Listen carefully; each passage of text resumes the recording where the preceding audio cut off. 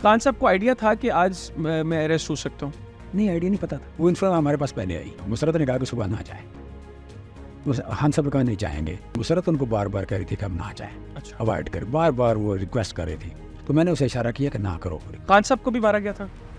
Definite سر پہ اگر مارا جائے تو ان کو گریبان سے پکڑ کے عوام کے سامنے لے کے آیا جائے. 9 مئی کا ایپیسوڈ ہے، آپ اس میں بالکل نگیٹ کر رہے ہیں پی ٹی آئی کے رول کو. جمہوری حقوق میں تو مجھے اجازت ہے میں کسی جگہ پہ جا کے احتجاج کروں. اگر سعودی عربیہ میں بادشاہت نہ ہوتی تو سب سے زیادہ احتجاج تو خانہ کعبہ کے سامنے ہوتا یا مسجد نبوی کے سامنے ہوتا کہ ویزیبلٹی زیادہ ہے. بھائی دنیا میں کوئی جگہ اتنی مقدس نہیں ہے کہ انسانوں کی عزت سے، انسانوں کے حقوق سے، انسانوں کے خون سے زیادہ مقدس ہو.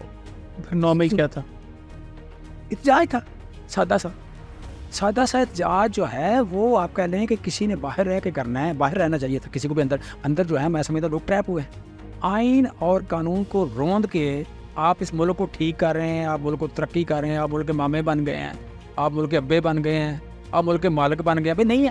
آپ نے تحریک انصاف اور سیاست کو خیر آباد کرنے کا اعلان کیا اس پریس کانفرنس کے اندر. آپ کو کوئی پریشرائز کیا گیا تھا یا آپ نے کہا کہ نہیں اب ان حالات میں سیاست کو کنٹینیو نہیں کرنا چاہیے؟ نہیں بیسیکلی تو آپ کہنے نہ ہم بتا سکتے ہیں. جو بتایا ہے وہ 10% ہے، جو نہیں بتایا وہ 6%. جو بتایا ہے وہ 10% ہے، جو نہیں بتایا وہ 90%. نہ ہم بتا سکتے ہیں نہ بتائیں.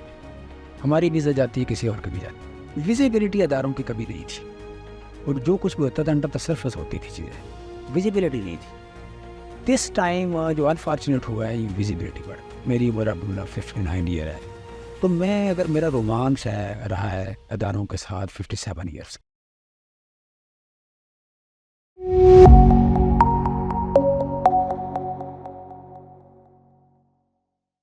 بسم اللہ الرحمن الرحیم. السلام علیکم ویورز، پروگرام میں خوش آمدید. میں ہوں حیدر حیات خان.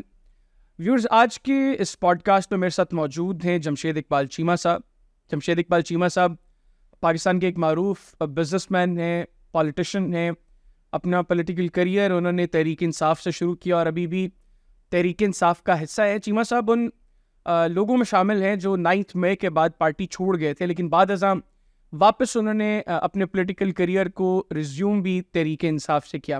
آج کے اس پوڈ کاسٹ کے اندر ہم چیمہ صاحب کے ساتھ ملک کے موجودہ سیاسی حالات کو ڈسکس کریں گے، پاکستان تحریک انصاف کو ڈسکس کریں گے، اور چیمہ صاحب کا جو اپنا پرسنل کریئر ہے ایز اے بزنس مین اس کو بھی ڈسکس کریں گے. السلام علیکم چیمہ صاحب. جی وعلیکم.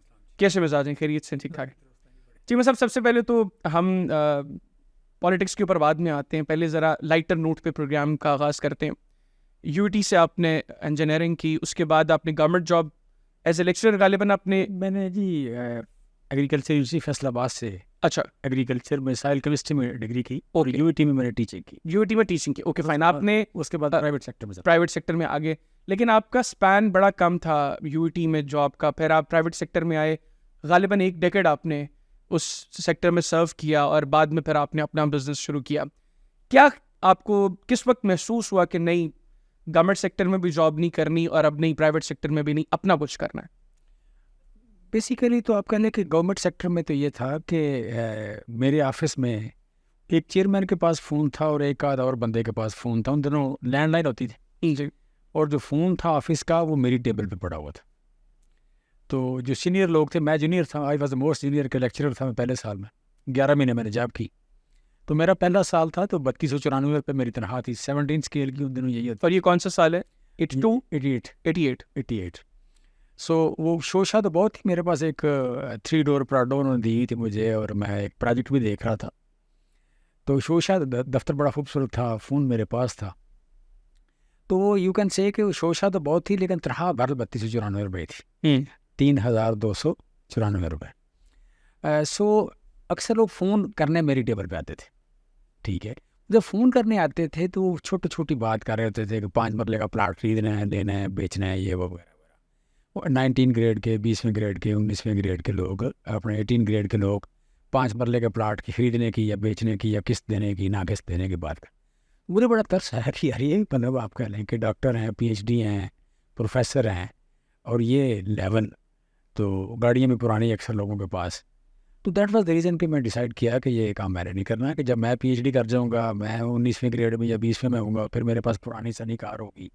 جو میں نے سنا کہ کبھی ایک چھٹیاں ہوئی تھی اور آپ کے ایک ایچ او ڈی کے پاس غالباً ایک وہ سنی کار تھی جو خراب تھی، جو اسٹارٹ نہیں ہو رہی تھی. اسٹارٹ نہیں ہو رہی تھی. تو میں نے باہر نکل کے دیکھا تو وہ کار اسٹارٹ کر رہے ہیں اور میں نے اسٹارٹ نہیں ہو رہی تھی. وہ میرے ہیڈ آف ڈپارٹمنٹ تھے. تو میں نے کہا جب یہ میری عمر بھی اس طرح کو 57-58 سال ہوگی اور میرے پاس یہ پرانی سنی کار ہوگی اور میں اسٹارٹ کرنے کے رپڑوں میں پڑا ہوں گا تو یہ کام کرنے والا نہیں ہے. جب وہ چھوڑ کے تو میں نے اس وقت یہ تھا کہ پرائیویٹ سیکٹر میں ترقی زیادہ ہوتی ہے. اچھا. سو پرائیویٹ سیکٹر میں چلا گیا. پرائیویٹ سیکٹر میں جو ڈیفینیٹلی جو سنا تھا وہی ہوا. ترقی جلدی نکال گیا. اسپیشلی پرائیویٹ سیکٹر میں آپ کسی ملٹی نیشنل میں تھے؟ یہ ملٹی نیشنل میں چلا گیا. سنجنٹا FMC 2 جگہ میں نے کام کیا. تو ملٹی نیشنل میں گیا تو وہاں سیلری وغیرہ رائز بڑی جلدی میں نے کر لیا. تو سیلری وہاں کو آلموسٹ میری 1.5 لاکھ ہو گئی کچھ 6-7 سال میں. میں مطلب 3200 روپئے سے آپ کہہ لیں کہ کوئی یعنی وہاں پہ آپ 10,000 پہ بھی نہ گئے ہوتے تو وہاں پہ آپ 1.5 لاکھ کو چلے گئے. جس وقت میں 1.5 لاکھ پہ گیا تو اس وقت یہاں گورنمنٹ سیکٹر میں 12,000 روپئے. اچھا. 12,000 تھی تقریباً. تو 12,000 کے ورسز میں 1.5 لاکھ باہر آتا. لیکن میں نے ایک دن دیکھا تو میری گھر میں صرف بکس تھی میری کچھ, اس کے علاوہ میری سیونگ کو نہیں تھی. اچھا. ایون 1.5 لاکھ میں بھی 1.5 لاکھ میں بھی تو چند کتابیں تھیں وہ ڈھیر ساری. 12,000 ہوتا تو آپ نے تو وہ بھی بیچ دیں. وہ بھی بیچ دی. تو وہ کتابوں کے علاوہ کچھ نہیں تھا. اچھا ٹھیک ہے. تو مجھے سمجھ آئی کہ یہ بھی کرنے والا کام نہیں ہے, تو یہ بھی چھوڑ دیتے ہیں. لہٰذا وہ بھی چھوڑ کے تو اپنے بزنس کی طرف آ گئی. انیشلی مطلب کیسے بزنس شروع کیا؟ ظاہر سی بات ہے کہ آپ کا گروپ آج ماشاء اللہ ایک بڑا اسٹیبلشڈ گروپ ہے, لیکن بزنس کرنے کے لیے بھی ایک بڑا جگرا بھی چاہیے ہوتا ہے, اپروچ بھی چاہیے ہوتی ہے. اپروچ کی تو چلے سمجھ میں آ گئی کہ ملٹیپل ریزنس تھے. آپ نے گورنمنٹ سیکٹر میں پرائیویٹ سیکٹر کو سرو کر کے آپ نے یہ ذہن بنا لیا کہ نہیں یار میں نے خود کو یہاں پہ محدود نہیں کرنا, میں نے اس سے تھوڑا سا آگے بڑھنا ہے. لیکن اس کے لیے وسائل کی ضرورت ہوتی ہے, انسان کو ایک جگرے کی ضرورت ہوتی ہے کہ پتہ نہیں میرا بزنس اسٹیبلش ہوگا یا نہیں ہوگا. ایکچولی آپ کہہ لیں کہ ہم نے تقریباً وسائل کے بغیر ہی کام شروع کیا. اچھا. ہم آپ کہہ لیں کوئی 4-5 دوست ملے اور 1,15,00,000 روپے اکٹھا کیا ہم نے. تو 1,15,00,000 روپے ظاہر بہت تھوڑا تھا. تو وہ ہم نے شروع کیا. تو اپنی سیلریز جو مطلب 1.5 لاکھ کما رہا تھا, ادھر میں نے 15,000 روپے سیلری رکھی. اب یہ آپ لیٹ 1990s کی بات, 2001 کی. اچھا 2001 کی بات کر رہا ہوں. سو آپ کریں 10 سال کرنے کے بعد تو اس وقت پیسے یہ بہت تھوڑے پیسے بھی تھوڑے تھے. اور یو کین سے کہ وہاں سے 1.5 لاکھ سیلری چھوڑ کے تو ادھر ہم نے ایک ہی کار میں 2 لوگ ٹریول کرتے تھے, ایک ہی گھر میں 2 لوگ رہتے تھے. وہ سارا ہم نے نیچے کر لیا, لیونگ اسٹینڈرڈ بہت نیچے کر لیا اور محنت کرنا شروع کر دی. سو اللہ تعالیٰ نے برکت ڈالی, پھیل کا بزنس بڑی تیزی سے. پہلے سال ہی ہمیں اچھا پروفٹ ہو گیا, دوسرے سال اور زیادہ اچھا ہو گیا. فل من جیسے کہہ لیں. تو آج ماشاء اللہ کہاں پہ اسٹینڈ کر رہے ہیں آپ؟ ٹھیک ہے سر. کیا ٹرن اوور ہے آپ کا؟ It's around 10 billion. اچھا ماشاء اللہ. کتنا ٹیکس دے رہے ہیں آپ؟ جتنا بنتا ہے اتنا دیتے. اتنا ٹیکس سامنے بدل, اسی لیے سامنے بات کرا, اسی لیے سامنے بات کرو, جتنا بنتا ہے اتنا دیتے. اچھا. تو آپ نے پھر سوچا نہیں کہ بزنس کو بھی ڈائیورس کیا جائے؟ آپ نے خود کو لمیٹائز کر لیا؟ جتنا میں جانتا ہوں, اگر نہیں تو مجھے کریکٹ کر دیں, کہ آپ صرف اسی ایگریکلچر سائڈ کے اوپر ہی آپ نے اپنے بزنس کو آپ آگے رکھا؟ ایکچولی ہمارا بزنس بڑا یو کین سے ہے ایور گرین بزنس ہے. ایگریکلچر کی پاکستان میں ضرورت بہت زیادہ ہے. دوسرا یہ تھا کہ یہ ہم 4-5 لوگ تھے تو ڈسٹریبیوٹ بھی آگے ہونا تھا. وہ سارے علیحدہ علیحدہ ہوئے تو وہ ڈیفینیٹلی مطلب پھیلا تو ہے, تو ہر ایک نے پھیلایا ہے. تو مطلب ورسٹائل بھی آپ کہہ رہے ہیں کہ جسے کہتے ہیں مطلب پراپرٹی میں تھوڑا بہت ہم کرتے ہیں, ڈیری کا کرتے ہیں, اسی میں آپ کہہ رہے ہیں ملتا جلتا, یعنی ڈائیورسیفائی کر لیا آپ نے, اسی کو کر لیا. ٹھیک. اچھا چیمہ صاحب, آپ فوڈ سیکیورٹی کے دوسرا سیاست آپ کہنے ساتھ تھی تو ہاں ٹائم کافی لگ گیا. صحیح. آپ فوڈ سیکیورٹی کے اسپیشل اسسٹنٹ بھی رہے پرائم منسٹر عمران خان صاحب کے ساتھ, اور آپ کی ڈیفینیٹلی جو آپ کہہ لیں کہ آپ کی ایبلٹیز تھیں وہ بھی زیادہ اسی سیکٹر کی تھیں. ابھی ریسنٹلی کسان کو ایک بہت بڑی مار پڑی ہے پنجاب میں. آپ کا ایکسپیرینس کیا کہتا ہے, کیا کسان اس مار کو برداشت کر پائے گا, اور آپ کے خیال میں غلطی بیک اینڈ پہ کہاں پہ ہوئی؟ دیکھیں اصل میں سمجھتا ہوں کہ پاکستان میں 2 شعبے بڑے, 2 وزارتیں ایسی ہیں جو بڑی بدقسمت ہیں. ایک وزارت ہے اطلاعات و نشریات کی. جو بندہ کہیں ٹی وی پہ بیٹھ کے 2 پروگرام کر لیتا ہے وہ سمجھتا ہے اطلاعات و نشریات تو میرا فیلڈ ہے. ٹھیک ہے, 2-4 صحافیوں کے ساتھ وہ بیٹھ کے کھانا شانا کھا لیتا ہے, تصویریں بنا لیتا ہے, یا رابطہ ٹھیک ہوتا ہے, کوئی لین دین کر لیتا ہے. ٹھیک ہے, کوئی ٹائم کا بے شک ہو یا کوئی ریلیشن شپ کا ہو, واٹ ایور. وہ سب اگر مطلب انفارمیشن یہ صرف موجودہ سینیریو میں کہ اوور آل؟ اوور آل ہمیشہ سے رہا ہے. ٹھیک ہے, تو وہاں لوگ انڈر پرفارم کرتے ہیں, بڑے بڑے عجیب لوگ ہیں آپ کہہ لیں کہ انفارمیشن میں. مطلب پوری ہسٹری میں دیکھیں بڑے تھوڑے لوگ ایسے ہیں جنہوں نے تاثر چھوڑا ہے, امپیکٹ چھوڑا ہے. اسی طرح دوسرا شعبہ ہے ایگریکلچر کا. ایگریکلچر میں یا فوڈ سیکورٹی میں لوگ سمجھتے ہیں اگر میری زمین ہے تو میں کوالیفائڈ ہوں to be a agriculture minister, یا میں ایگریکلچر یونیورسٹی پڑھا ہوا ہوں تو پھر بھی ٹھیک ہے. سو آپ کہہ لیں کہ اس میں بڑی سادگی, اسے یو کین سے کہ بڑا سادہ سمجھتے ہیں لوگ. ایگریکلچر یہ بڑا ڈائیورسیفائڈ قسم کا یا ورسٹائل قسم کا یہ فیلڈ ہے. اس میں آپ کو چاہیے آنا چاہیے جو سبجیکٹ آپ کو آنا چاہیے وہ ہے سائنس, مینجمنٹ اور اکنامکس. یہ 3 سبجیکٹ اگر آپ کو آتے ہوں. پھر چوتھی بات اگر کریں کلائمیٹ, سو کلائمیٹ, سائنس, اکنامکس اور مینجمنٹ, 4 سبجیکٹ تو کم از کم آپ کو آنے چاہیے. پھر آپ اور آنے چاہیے مطلب آپ کہہ رہے ہیں ان ڈیپتھ. یہ 4 سبجیکٹ آپ کو ان ڈیپتھ آتے ہوں. 5ویں چیز اگر دیکھنی وہ کلچر کو دیکھ لیں. صحیح کہ کلچر بھی آپ کو پتا ہو کہ جو کسان کا کلچر ہے, دیہات کا کلچر ہے, وہ آپ کہہ لیں کہ ہے کیا, وہ کس چیز کو پسند کرتا ہے, کس چیز کو نہیں, کس چیز سے موٹیویٹ کیا جا سکتا ہے, کسے اسے کچھ دیے بغیر اس سے کام لیا جا سکتا ہے, کہاں پہ اسے سپورٹ کی ضرورت ہوتی ہے, اور کام وہ کریں جو پریکٹیکل ہے. مطلب آپ کہہ لیں کہ اس غریب ملک میں آپ کے پاس بجٹ زیادہ نہیں ہوتا, تو بجٹ زیادہ دیے بغیر اسے لگے کہ میرے ساتھ میری گورنمنٹ کھڑی ہے, میری حکومت میرے ساتھ کھڑی ہے اور وہ کام کر رہا ہو. سو یہاں پہ ایگریکلچر بڑا آپ پہلے اگنورڈ قسم کی وزارت رہی ہے. تو اس کی ریزن کیا ہے آپ کی نظر میں؟ یہ میں نے بتائی نا, جو کہ لوگ جو ہیں وہ نہیں آئے یہاں پہ, جو کوئی اس طرح کا پرائم منسٹر نہیں آیا جس کو پتا تھا. ہاں, اس کی اپروچ یہ تھی. اچھا, اور دوسرا یہ کہ اس کے بعد پھر جو منسٹر آئے وہ زیادہ تر وہی تھے جس کی وہ 500-700 ایکڑ زمین ہے یا ایگریکلچر سے پڑا ہوا ہے. ٹھیک ہے, کچھ کیا اس نے یا نہیں کیا, وہ بے شک بہت بڑی فیلئر اپنے فیلڈ میں, یعنی جو بڑا ذمہ دار ہے یہ اس کو فوڈ سیکورٹی کا منسٹر بنا رہا ہے. ٹھیک. سو بیسیکلی میں سمجھتا ہوں کہ اس میں نے ابھی تک یہ جو تھے آپ پہلے سرتاج عزیز صاحب کی کچھ میں نے رپورٹیں دیکھی ہیں, اللہ تعالیٰ ان کو جنرل نصیب کرے. ان کی کچھ رپورٹیں دیکھی ہیں جو ان کو پڑھ کے لگتا تھا کہ یہ ایگریکلچر منسٹر تھا. اس کے علاوہ مجھے ابھی پوری ہسٹری میں کوئی بندہ ایسا نظر نہیں آیا کہ جو کوالیفائی کرتا تھا ایگریکلچر منسٹر کا طور پر. ٹھیک ہے. سو یہاں پہ کسی نے کام ہی نہیں کیا, کسی سے کام ہوا ہی نہیں. کرنا بھی چاہتے ہو تو پھر بھی نہیں ہو سکتا. وہ مطلب وقت ضائع کرتے رہتے ہیں, چھوٹا موٹا کہیں کوئی ٹریکٹر اسکیم دے دی, کوئی مطلب کوئی 4 بھینسوں کی دے دی, کوئی مطلب جسٹ وہ میڈیا کنزمپشن کے لیے ہوتی ہیں چیزیں, ڈفرینس کریٹ نہیں کرتی, امپیکٹ کریٹ نہیں کرتی. جبکہ پاکستان کو مطلب کچھ ڈر کے میں کہہ رہا ہوں میں, پاکستان کو نیشنل سیکورٹی سے زیادہ فوڈ سیکورٹی کی ضرورت ہے. میں احتیاط سے ہی کہہ رہا ہوں اور بڑی ذمہ داری سے کہہ رہا ہوں. ایون نیشنل سیکورٹی سے زیادہ اس ملک کو فوڈ سیکورٹی کی ضرورت ہے. اگر آپ کی روٹی پوری ہوگی تو امن بھی آ جائے گا. اگر آپ مسئلہ پیٹ کا ہے. اور ایگریکلچر جو ہے, یہ دیکھیں ایگریکلچر کو آپ صرف روٹی سے ریلیٹ کریں. ایگریکلچر آپ کو 4 چیزیں دیتا ہے. نمبر 1 یہ آپ کو فوڈ دیتا ہے. نمبر 2 آپ کی ساری انڈسٹری کا سوائے آٹو انڈسٹری اور آئی ٹی اور آٹو کے علاوہ باقی ہر انڈسٹری کا را مٹیریل سے آتا ہے. تیسرا لوگوں کو یہ آپ کہہ لیں کہ روزگار دیتا ہے کہ آلموسٹ کو 46%, مطلب 38% لوگ جو ہیں یو کین سے کہ اس کے ساتھ ڈائریکٹلی ریلیٹڈ ہے, اور اوور آل اگر دیکھیں کوئی 65% ریلیٹڈ ہے. پھر چوتھی چیز جو آپ کو دیتا ہے یہ غربت کے خاتمے میں پوری دنیا میں, یہ ورلڈ بینک کی رپورٹ ہے کہ $1 جو آپ ایگریکلچر پہ خرچ کریں, سپورٹ کریں, تو وہ جو غربت کے خاتمے میں جو رول پلے کرتا ہے $4 کا کرتا ہے. کوئی $1 جو آپ خرچ کریں گے تو $4 کے برابر غربت کا خاتمہ کرتا ہے اگر آپ ایگریکلچر میں کریں تو. یہاں پہ کوئی چیز آپ نے دینی نہیں کسی کو, ڈالر نہیں آپ نے دینا, آپ نے اسے انپٹ دینا ہے, زرعی مداخل دینا ہے, آپ نے کھاد دینی ہے, بیج دینا ہے, کچھ دینا ہے, اس نے زمین میں ڈال دینا ہے. آپ کا دیا ہوا $1 اس نے زمین میں ڈال دینا ہے, جو 6, 7, 8 گنا ہو کے واپس آ جائے گا, اور آ جائے گا 3 مہینے, 4 مہینے, 5 مہینے میں.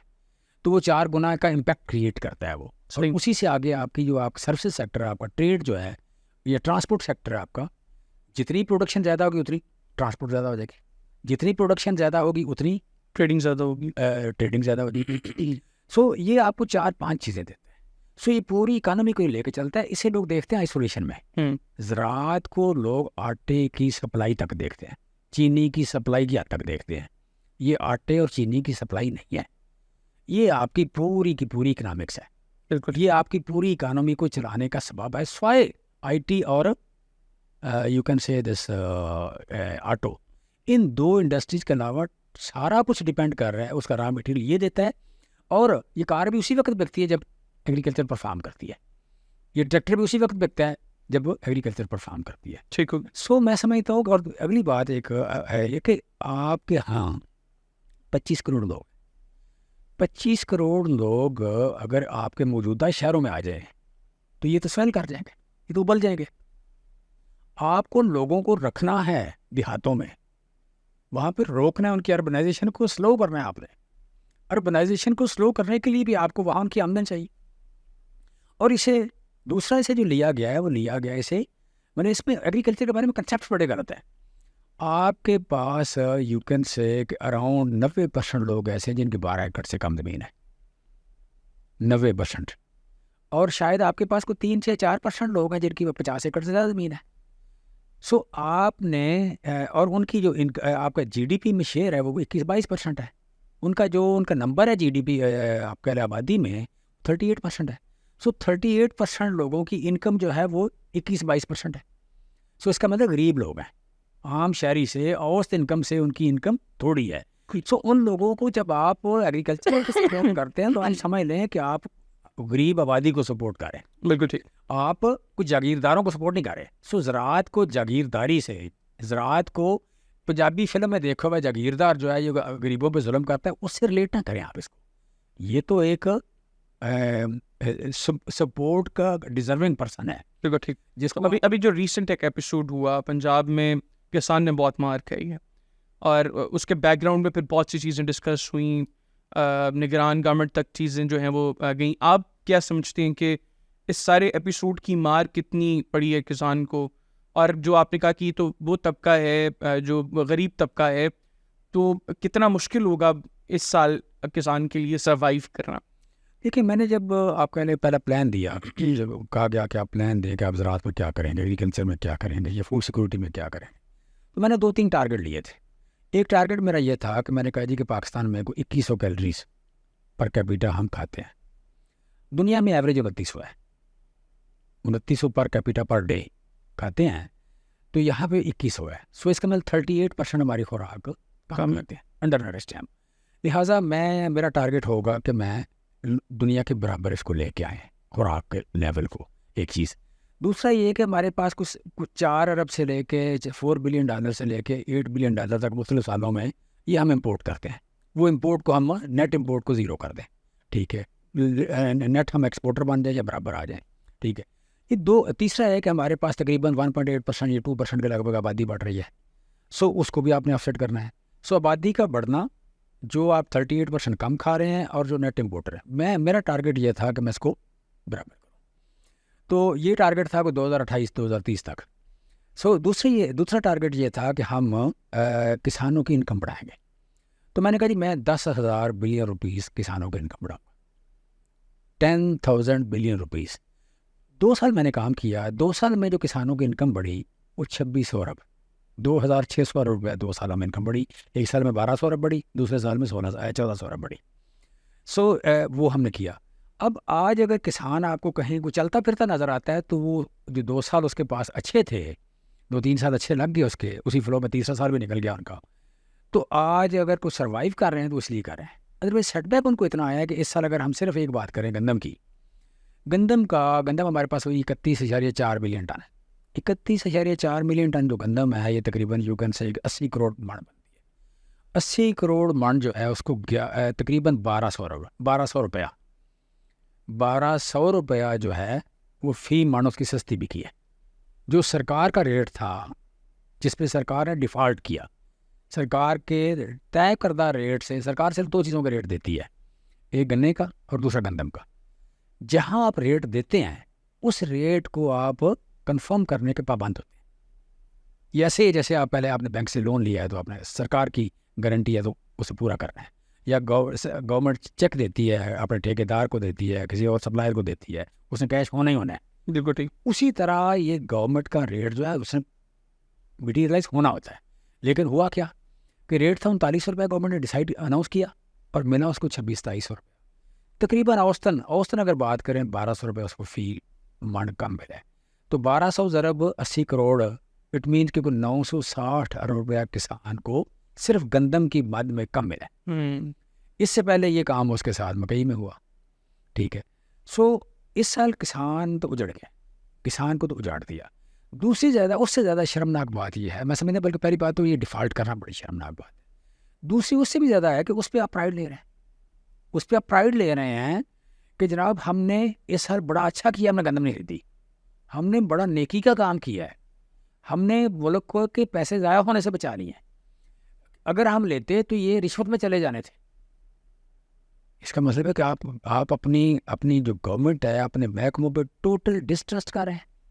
آپ کہہ رہے ہیں کہ یہ اتنے کرپٹ ہیں کہ ہمارے پاس ان کا علاج کوئی نہیں تھا, لہٰذا ہم نے 1 کروڑ کسانوں کو مار دیا ہے. 1 کروڑ کسانوں کو ہم مار سکتے ہیں لیکن یہ کرپشن نہیں روک سکتے تھے ہم.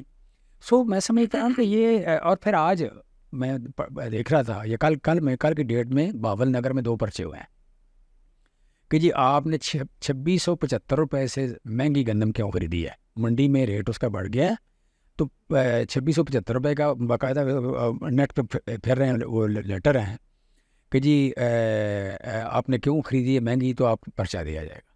سو اٹ مینس کہ ایک طرف وزیر اعلیٰ پنجاب اناؤنس کرتی ہے, ادھر مرکز میں وزیر اعظم پاکستان اناؤنس کرتا ہے کہ جناب 3900 روپے ریٹ ہے, اور پھر باہر آ کے آپ 2 نمبر ہی کر رہے ہیں کہ آپ اناؤنس کہہ رہے ہیں کہ 2600 یا 2700 یا 2800 سے زیادہ خریدے گا کوئی نہیں. منڈیاں بھائی نے بینر لگائے ہوئے ہیں کہ 2800 سے اوپر خریدے گا کوئی نہیں. سو مطلب آپ کا ٹھیک کیا ہے؟ مطلب سرکار کی کون سی چیز ٹھیک ہے؟ کیبنٹ نے ایک ڈیسیژن کیا ہے کہ یہ 3900 روپے ریٹ ہے, اور اس بنیاد پہ فارمر سے آپ نے اگائی, اور اس نے آپ کو تاریخ کی سب سے زیادہ گندم 80 کروڑ من پیدا کر کے دے دی, اور اس کے بعد آپ نے اس کا ساتھ فراڈ کر دیا. اس کے بعد آپ نے جناب اس کو لوٹ لیا. سو صرف 960 ارب روپیہ تو گندم میں کسان کو مار پڑ گئی, اور مکئی میں سے پہلے پڑ رہی تھی. آگے گنے کے ابھی تک پیسے نہیں ملے, جی گنے کے پیسے نہیں ملے. اور اگلے نئی بات یہ ہے کہ کہہ رہے ہیں کہ IMF کہہ رہی ہے کہ جناب گنے کا ریٹ مقرر نہ کریں. سو یہ جو کسائی ٹائپ لوگ ہیں, یہ آپ کہہ رہے ہیں یہ والے شوگر ملوں والے جن خاندانوں کے ہیں, آپ کو پتہ ہے. تو میں نے سنا ہے کہ وہ کہہ رہے ہیں جی 25 دسمبر سے پہلے ہم سے نہ پوچھیں کہ ہم مل چلاتے ہیں کہ نہیں چلاتے. نارملی ہم 10 نومبر کو ملیں چل جاتی تھی کہ آگے گندم کاشت کرنی ہوتی ہے تو گندم کا زمین ان کی ہری نہ رہے. دوسرا لگاتار وزن کم ہو رہا تھا گنے کا, دسمبر میں جا کے وزن بڑی تیزی سے کم ہوتا ہے, جنوری میں کم ہو رہا ہوتا ہے, تو کسان کو اس کا نقصان نہ ہو. سو ہم نے پیمنٹ بھی انشور کی, اور دوسرا یہ کہ ہم نے یو کین سے کہ ٹائم پہ مل چلاتے تھے. تو اب کیا ہے, ملیں بھی نہیں چلیں گی, گنا بھی نہیں ملے گا, اور پچھلے سال کی پیمنٹ ابھی تک رک گئی ہیں. سو گورنمنٹ باقاعدہ جیسے کہتے ہیں ٹارگیٹ کلنگ, گراسی کو سنتے تھے کہ ٹارگیٹ کلنگ ہوتی ہے, کسان کی ٹارگیٹ کلنگ ہو رہی ہے. Target killing. ویسے آپ کا تو جو بزنس ہے وہ تو سارا موسٹلی اسی کے گرد گھومتا ہے, تو آپ نے اس 1-1.5 سال کے اندر دیکھا کوئی مسئلہ ہوا آپ کو اس سیکٹر کی وجہ سے, ڈاؤن فال کی وجہ سے؟ کیش فلو تقریباً ڈرائی ڈاؤن ہو گیا ہے. بہت سیریس مسائل ہے, مسئلہ نہیں, وہ سیریس مسائل ہو گئے ہیں. لوگ بینکوں کو ڈیفالٹ کر رہے ہیں. سو ایکسپینس ہوئی ہیں, یا مہنگائی ہوئی ہے, تنخواہیں بڑھانی پڑی ہیں, پٹرول مہنگا ہو گیا, گاڑیاں مہنگی ہو گئی, پھر اس میں آپ کہہ رہے ہیں کہ لیز بڑی مہنگی ہو گئی. 24% جب آپ کی لیز ہو, 24% پہ لیز ہو, تو ہر چیز آؤٹ آف کنٹرول ہو گئی. سو بزنس وائبل نہیں رہا, جسے کہتے ہیں نا ایک ڈیفالٹ ریشو کمپنیز کی بڑی تیزی سے بڑھ رہی ہے. تو آپ سمجھتے ہیں کہ آنے والے کوئی 1-2 سالوں میں کوئی چیزیں بہتر ہو سکتی ہیں؟ مختصراً پھر میں سیاست کی طرف آتا ہوں. نہیں دیکھیں, اگر آپ کو فورس ہی نہ ہو, اگر آپ غلط کر کے ٹارگیٹ کلنگ کر کے پرائڈ لے رہا ہوں تو ٹھیک کیسے ہوتے؟ ٹھیک تو دنیا میں جو بزنس ہے, بزنس دنیا میں کہیں بھی اپنے آپ نہیں ہوا, اسے ہمیشہ گورنمنٹ نے سپورٹ کی. یعنی آپ کے نزدیک آنے والے کچھ سال کسانوں کے لیے مزید خطرناک ہونے والا ہے؟ نہیں, میں یہ نہیں کہہ رہا, یہ اگر آج اتر جائیں گے تو کسان ٹھیک. اچھا, اگر یہ رہیں گے تو پھر, اگر یہ رہیں گے تو یہ قیامت تک بھی رہیں تو قیامت تک ہی یہ پاکستان کسان نہیں اٹھ سکتے. چلیں اب جو صاحب ذرا سیاست کی طرف آتے ہیں. آپ نے بتایا اپنا سارا جرنی بتائی کہ کس طرح گورنمنٹ جاب, پھر پرائیویٹ سیکٹر, پھر اپنا بزنس. سیاست میں آنے کا فیصلہ کس وقت کیا آپ نے؟ میں تو بچپن سے سیاست میں تھا کہ میں نے, یاد ہے مجھے کہ وہ کلاس 3 میں نے ایک اسپیچ لکھی, وہ تھا قوم کے معمار. تو پھر اس کے بعد معاشرے میں انصاف کیسے آئے گا یہ وہ وغیرہ وغیرہ، میں اس طرح کے اسپیچز کرتا تھا اس وقت. اسی طرح میں سوچتا تھا. اور تھوڑا سا میں ڈے ڈریمر ہوں. تو ڈے ڈریم میں میں ہمیشہ دیکھتا تھا میں تھوڑی سی اونچی جگہ کھڑا ہوں، اونچی جگہ کھڑا ہو کے میں اسپیچ کر رہا ہوں معاشرے میں انصاف کے حوالے سے، یہ سماجی انصاف، معاشی انصاف وغیرہ وغیرہ. تو میں اس وقت مجھے سمجھ آتی ہے کہ یہ آپ کہہ لیں کہ جب ایسی کوئی چیز نظر نہیں آتی تھی بظاہر کے ہمارے خاندان میں، کوئی سیاست میں کوئی بھی نہیں تھا ایسا، مطلب آپ کہنے کو بہت بڑے کسان زمیندار بھی ہم نہیں تھے، ہم کسان تھے. ٹھیک ہے. تو ایک بچہ دوسری کلاس میں تھے، تیسری چوتھی پانچویں کلاس میں پڑھ رہا ہے، چھٹی کلاس میں پڑھ رہا ہے، تو جب بھی ہاں دیکھتے ہیں بیٹھا بیٹھا جب بھی اس کو ہاتھ آتا ہے تو اونچی جگہ کھڑا اسپیچ کر رہا ہے. ٹھیک ہے. کچھ چیز دے رہا ہے، کوئی پالیسی بیان دے رہا ہے، کوئی پالیسی لکھ رہا ہے، کہیں ایگزیکیوٹ کرنے کو سکھا رہا ہے. تو میں یہی یعنی کہہ لیں کہ اسکول لائف سے آپ کو آپ کے ذہن میں تھا کہ کبھی زندگی میں موقع ملا تو آپ اس طرف آئیں گے؟ مجھے ایسا لگتا ہے میں ہر صورت منسٹر بنوں. اچھا. کبھی نہیں مجھے ڈاؤٹ، کبھی مجھے ڈاؤٹ نہیں تھا کہ میں منسٹر نہیں بنوں. اچھا. آپ یو کین سی کہ کم از کم آپ کہہ سکتے ہیں کہ آفٹر کلاس 4 تو مجھے کبھی ڈاؤٹ نہیں، کبھی مجھے ڈاؤٹ ہوا ہی نہیں کہ میں منسٹر نہیں بنوں. صحیح. اچھا، آپ نے تحریک انصاف کس وقت جوائن کی؟ مجھے اگر میں غلط نہیں ہوں، correct me if I am wrong, 2013 میں آپ نے ولید اقبال صاحب کے نیچے پروونشل اسمبلی کا الیکشن کنٹیسٹ کیا تھا، پھر 18 میں آپ نے قومی اسمبلی کا الیکشن کنٹیسٹ کیا. تو اس سے پہلے تحریک انصاف آپ نے کس وقت جوائن کی؟ ڈیفینیٹلی 2013 سے تو پہلے کی. پھر ایکچولی آپ کہہ لیں کہ میں جب آپ نے انڈیا نے پاکستان کا دورہ کیا شاید 82 میں، 1982 میں انڈین ٹیم نے پاکستان کا دورہ کیا، تو اس وقت ہم ہاسٹل میں رہتے تھے، ہاسٹل میں اخبار پڑھتے تھے. میں ایک بیان روزانہ عمران خان کا بیان پڑھتا تھا، انڈیا کو انڈیا میں جا کے رہوں گا، انڈیا کو انڈیا میں جا کے رہوں گا. ٹھیک ہے. پھر آنا شروع ہو گیا کہ ویسٹ انڈیز کو ویسٹ انڈیز میں جا کے. اس وقت کرکٹ ہم دیکھ بھی رہے تھے. تو مجھے سمجھ لگی، بڑی دیر بعد مجھے سمجھ لگی کہ عمران خان کر کیا رہا ہے، کہ یہ ایک اپنے اوپر اپنی عوام کی ایکسپیکٹیشن اور اپنی ٹیم کے اوپر ایک پریشر لے رہا ہے کہ ہم نے پرفارم کرنا ہے، اور کانفیڈنس بڑھا رہا ہے اور لوگوں کی ایکسپیکٹیشن بڑھا رہا ہے کہ ہم سے توقع کرو. ٹھیک ہے. توقع کرو اور اٹینشن لوگوں کی، جن لوگوں نے، میں سے بہت سارے لوگ اس معاشرے میں جو ایسی طرح سے کی بات کریں، تو بہت سارے لوگ ایسے تھے جنہوں نے عمران خان کی وجہ سے کرکٹ دیکھنا شروع کی تھی، عمران خان کی وجہ سے اخبار پڑھنے شروع کیے. اس وقت بہت زیادہ چلتا تھا یہ آپ کہیں جو اخبار ہے، ہمارے جہاں یہ کیا نہیں، ہمارے جہاں نہیں، یہ تھا جو کرکٹر کا ہوتا تھا ایک میگزین. اچھا. میں میرے علم میں نہیں بھی چلتا ہے، وہ بہت بکتا تھا. ٹھیک ہے. وہ بہت سے لوگ تھے جو عمران خان کی مختلف تصویریں دیکھنے کے لیے وہ لیتے تھے، خریدتے تھے. سو آپ کہہ لیں کہ یو کین سے جو مطلب میں نے جو دیکھا بعد میں نے وہ فارمولہ اپنی لائف میں استعمال بھی کیا. بہت سے لوگ کہتے ہیں جی آپ جو ڈریم کریں تو ڈریم کے بعد بیان نہ کریں. سکسیزفل ہوئی تو کہیں گے جی بہت، اگر سکسیزفل نہ ہوئے تو کوئی بےزتی نہیں ہوگی. آپ یہ کہتے ہیں کہ پہلے سے کہنا شروع کر دیں. عمران خان نے یہ میں نے دیکھا، عمران خان یہ کرتے ہیں. ٹھیک ہے. اس کے بعد میں نے ساری عمر اس میں گزاری کہ جو خواب آیا وہ عوام میں بیان کر دیا، وہ اپنے دوستوں میں شیئر کر دیا، رشتے داروں میں شیئر کر دیا. وہ پھر آپ کا مذاق اڑانا شروع کر دیتے ہیں، آپ کو موٹیویشن ملتی ہے، وہ سے موٹیویشن ملتی ہے. آپ کا عزم آپ اسٹرانگ ہوتا ہے، میں نے یہ کرنا ہے، میں نے یہ کرنا ہے، تو بےزتی ہوگی. ٹھیک ہے. تو میں بچپن سے ہی کر رہا ہوں، آلموسٹ ایف ایس سی کے بعد لگاتار میں کام کروں گا، فلاں کام کروں گا. ٹھیک ہے. تو جو منسٹری کے بعد آپ پوچھ رہے ہیں تو میں بچپن سے کہہ رہا ہوں کہ میں بنوں گا. صحیح. نہیں تحریک انصاف پھر آپ نے ایگزیکٹلی مطلب جوائن کس وقت کیا؟ میں 2009 میں یو کین سے جب عمران خان انڈیا کے دورے پہ گئے، انڈیا میں ورلڈ کپ تھا، کمنٹیٹر ایز اے کمنٹیٹر گئے تھے، کمنٹیٹر گئے. تو اس دن سے 2011 نہیں 2011 کا ورلڈ کپ تھا نا، جب پاکستان موہالی میں پاکستان جو ہے وہ انڈیا کے ساتھ کھیلا تھا. اٹ واز ناٹ 11، پھر پہلے کی بات ہے، آئی تھنک سو. چلیں پر وہ اس سے کوئی ایک مہینہ پہلے. لیکن آپ کہہ لیں کہ جو ورلڈ کپ انڈیا میں ہوا اس سے پہلے عمران خان صاحب نے میرے پاس آنا تھا. اچھا.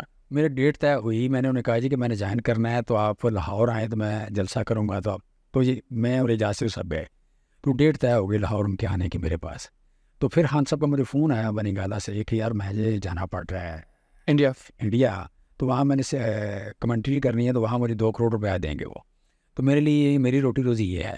سو مطلب ہم کو ڈیٹ اور رکھ لیں گے، تو آپ کام کرو دھیان سے، تو کوئی ڈیٹ اور رکھ لیں گے، میں واپس آؤں گا تو پھر کریں گے. تو مجھے یاد ہے اس وجہ سے. چل ٹھیک. پھر آپ نے اس وقت جو ہے وہ پی ٹی آئی جوائن کی. آپ نے 2013 کا الیکشن لڑا ولید اقبال صاحب کے ساتھ، وہ آپ کے حلقے میں MNA کے کینڈیڈیٹ تھے. 18 میں آپ کے اور ان کے بڑے اختلافات تھے. مجھے یاد ہے اس وقت میں اسٹار ایشیا نیوز پہ پروگرام کیا کرتا تھا، اور آپ کے ٹکٹ کے حوالے سے ولید صاحب بھی ایک طرف سے بیان دے رہے تھے, آپ کا بھی, میں نے ہی آپ کو انفیکٹ انٹرویو کیا تھا اس حلقے میں, اس میں آپ بھی کہہ رہے تھے کہ ولید اقبال جو ہے یہ ایک میچور پولیٹیکل کریئر نہیں ہے اس کا, یہ میچور پولیٹیشین نہیں ہے. تو آپ نے کس طریقے سے ولید اقبال صاحب کو سائڈ لائن کیا ود ان پارٹی؟ کیونکہ اس وقت تو یہ سمجھا جاتا تھا کہ یہ تو ممکن ہی نہیں ہے کہ ولید اقبال کو اس حلقے سے ٹکٹ نہیں ملے گا. نہیں, میں نے نہیں سائڈ لائن کیا کبھی. بیسیکلی ہوا یہ کہ جب میں نے جوائن کیا تو میاں محمود رشید صاحب کو میں نے حلقے پوچھے. انہوں نے کہا جی ہمارے پاس ساری حلقوں میں کینڈیڈیٹ موجود ہیں, ہمارے پاس 3 حلقے ہیں جن میں کینڈیڈیٹ نہیں ہے. ایک ہے نواز شریف کا حلقہ, ایک ہے شہباز شریف کا حلقہ, اور ایک ہے این 124 جو روہیل اسکر کا ہے. تو آپ کہاں جائیں گے؟ آپ ان تینوں میں کوئی حلقہ. یہ 2013 کی بات ہے, 2011 کی بات ہے. اچھا نہیں, الیکشن تو 13 میں ہوئے نا. اچھا اس وقت کیا آپ نے جب جوائن کر لی پارٹی؟ اوکے, انہوں نے کہا کہ جی آپ اس وقت اعجاز چودھری صاحب پنجاب کے پریزیڈنٹ تھے یا بعد میں وائس پریزیڈنٹ. Vice president? ٹھیک ہے. تو اعجاز صاحب ہمارے جو انڈسٹری سے تھے تو میں ان کے ریفرنس سے آیا, پرانا تعلق بھی تھا. تو محمود رشید صاحب کے حوالے جب انہوں نے کیا, وہ لاہور کے صدر وہ تھے, تو انہوں نے مجھے کہا جی 3 حلقے ہمارے پاس, نواز شریف والا, شہباز شریف والا, اور جو آج کل روہیل اسکر, جو آج کل حمزہ کا جی جی, اور روہیل اسکر. یہ 3 حلقے آپ اس میں سے کوئی حلقہ لے لیں, اور میں آپ کو سجیسٹ کرتا ہوں کہ آپ روہیل اسکر والا حلقہ لے لیں.